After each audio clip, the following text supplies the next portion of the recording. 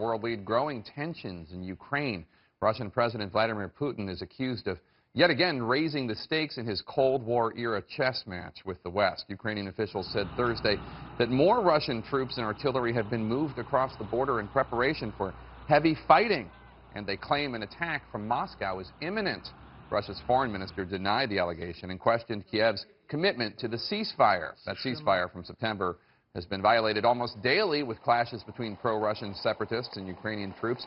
More than 4,000 people have been killed since the fighting began. For more on this growing tension, we turn to CNN's chief national security correspondent, Jim Sciutto. Jim, what's the latest on Russia's movements along or across the Ukrainian border? And is there actually any intelligence to suggest that a Russian attack is imminent? Well, first in the movements, there is intelligence to show that there are satellite photos, etc. But what's interesting, and you just showed that video from YouTube, that there's open source intelligence, in effect, that shows these Russian heavy weapons moving across the video, as you see right there.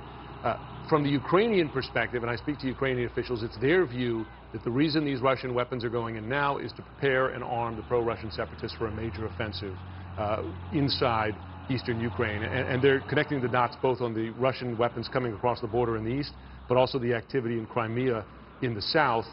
It's their view that they're doing a sort of pincer movement, showing to Ukrainian forces that they have them outflanked.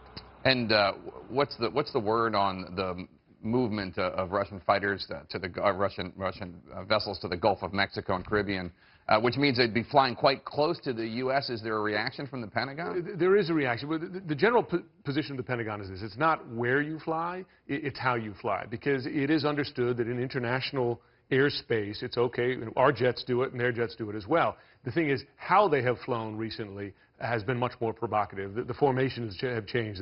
Where they might have been a couple of planes, now there are 4 bombers flying with refuelers.